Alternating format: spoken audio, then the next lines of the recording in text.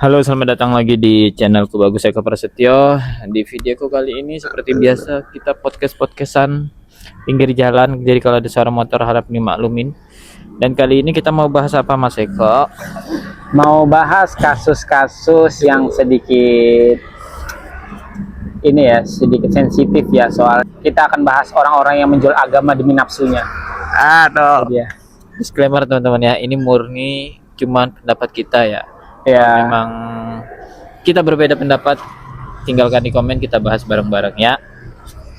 Oknum mencabuli 50 ya, 50 apa 51 ya? 50 santriwati. Iya, datanya sih 50, kita nggak tahu soal lebihnya atau kurangnya. Nah, 50 santriwati. Nah, pandangan dari Mas Eko sendiri itu. Semisal nih, buruknya ya, ternyata di situ ada anaknya Mas Eko. Gimana tuh? Popong. Nggak ya, gini ya, maksudku dengan ini argumenku sendiri ya, dengan aku memasukkan sebagai contoh anakku ke pondok itu dengan alasan supaya dia belajar agama yang benar, terus dia tahu minimal dasar dari agama tersebut, tahu yang mana salah, tahu yang mana benar gitu.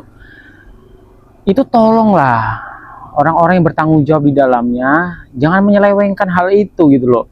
Maksudku, kau sudah belajar agama lama, kau sudah mendalami agama tersebut, masa tidak bisa membedakan mana yang salah mana yang benar sih, ya kan?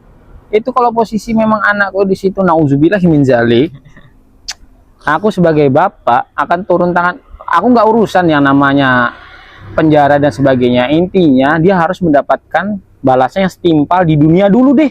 Kalau di akhirat dia urusan sama Tuhan, kalau di dunia dia urusan sama saya, sama bapak-bapaknya. sama bapak-bapaknya.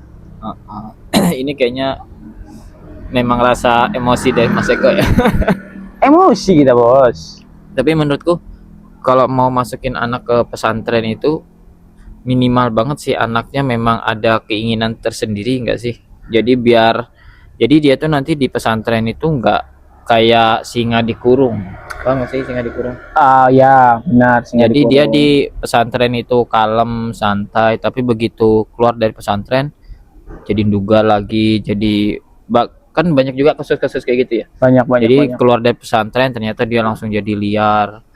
Nah, orang-orang oknum-oknumnya kayak gitu tuh menurutku dia dipaksa orang tuanya masuk pesantren gitu. Ya benar, itu Ya, salah satu kasus yang kenapa si anak itu di pesantren diperlakukan seperti itu, dia bungkam karena atas dasar keterpaksaan dan ketidaktahuan. Ini misalkan ya, anak lu itu tidak diajarkan soal larangan tubuh yang mana saja disentuh, misalkan bagian dada atau bagian bawah itu tidak boleh disentuh oleh siapapun kecuali ibunya gitu. Tidak ada edukasi soal itu ke anak itu tidak akan tahu kalau area-area itu tuh boleh disentuh orang lain. Jadi kalau dia masuk dan dia tahu kalau si A ini, oknum A ini itu dia pemangku agama, orang yang sudah kuat agamanya, maka dia merasa tindakan yang dilakukan oleh oknum tersebut itu benar. Iya. Nah, iya. Jadi walaupun anak masuk pesantren itu peran orang tua itu juga penting banget, ya kan? Ini sih soal peran, balik lagi ke peran orang tua ya Mas ya. Baiknya kalau memang sudah ada niatan jauh-jauh hari sebelum anak sudah siap dimasukkan pesantren, pelajari dulu sih pondoknya, kiainya, atau latar belakang si kiainya belajarnya di mana. Itu penting sih menurutku, karena di zaman sekarang nih, bukan zaman sekarang aja sih, zaman dulu dan sampai zaman sekarang, dan kita nggak tahu zaman kedepannya, banyak orang yang masih percaya akan latar belakang palsu dari pemangku agama. Contohnya syududu. Jangan ke sana. Tapi menurutku memang sebenarnya kasus-kasus kayak gini tuh dari dulu udah ada, tapi karena memang dulu teknologi nggak segacor hari ini, jadi berita-berita tuh nggak sampai nyebar luas kayak gini. Aku mau ngasih tahu aja yang pertama ke orang tua dulu, bahwasanya bagi kalian yang sudah menjadi orang tua, ibu, bapak, minta maaf dulu sebelumnya. Saya ingin memberitahu ada niatan memasukkan anak ke dalam pondok, jangan didasari hanya satu, yaitu supaya anak tidak nakal. Nah, iya itu. Gitu ya. Yang diniatkan dalam diri anak dan diri orang tua adalah supaya anak mempelajari agama yang diyakini, supaya menjadi pondasi dalam kehidupan. Itu sehingga saat anak nanti keluar dari pondok, dia tahu nih yang benar, yang salah. Jadi ke Itu pondok tuh cuman buat memperkuat lagi ya. betul. Pada dasarnya tetap peran orang tua itu sangat penting, sangat penting. Kalau aku kemarin pernah aku tanya ngobrol sama temanku ya yang agamanya lumayan perihal kasus-kasus kayak gini. Kata temanku itu, kamu sebenarnya hidup di dunia ini pilihan juga Gus, ada dua. Anakmu masuk pondok dengan anakmu nggak masuk pondok.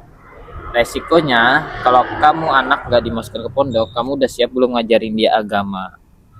Tapi kalau kamu masukkan dia pondok, kamu juga jangan lepas tangan katanya kan, karena kan memang kewajiban orang tua kan ngajarin anak, karena nanti di akhirat kalau ternyata si anaknya kena hukuman karena dia tidak tahu, si anak bisa nuntut ke orang tua, oh saya nggak diajarin orang tua kalau ini salah. Nah sebagai orang tua bisa gagal masuk surga karena kayak gitu guys ya. Jadi orang tua sebenarnya berat, nggak cuma Nah, serius. selebeu. Jadi kalian masuk ke pondok itu memang niatnya pengen belajar agama aja gitu loh. Jangan sampai hal-hal yang berbau fanatik. Maksudnya tuh berani mengkafirkan orang, berani menyalahkan orang atas dasar ilmu yang kamu dapat dari pondok. Aku lupa sahabat Nabi itu ada pernah bilang, janganlah pernah berguru dengan satu guru. Kalau kamu mau berani mengkafirkan orang ataupun menyalahkan orang atas argumentasimu, bergurulah dengan banyak guru. Nah tuh, Begitu. Sama banyaklah baca buku. karena menurutku sebenarnya kita itu cuma beda pendapat coy, yang penting ada dasar hadisnya sih, it's okay menurutku ya. Sama ada dasar hadisnya mah it's okay, kayak sholat itu pakai kunut nggak pakai kunut, yang penting ada dasar hadisnya mah it's okay. Jangan sampai wah aku pakai kunut dia nggak pakai kunut, kafir. Kafir. Bahaya yang kayak gitu tuh. Oke Nah ya, ya, itu ya guys ya, ini bahaya nanti kalau makin diterusin. Ketemu lagi minggu depan. Silahkan tinggalkan di komen kalau kalian ada yang pengen dibahas. Jangan lupa di like, share, dan subscribe-nya. Aku Bagus dan Mas Eko izin undur pamit. bye bye. Bye-bye.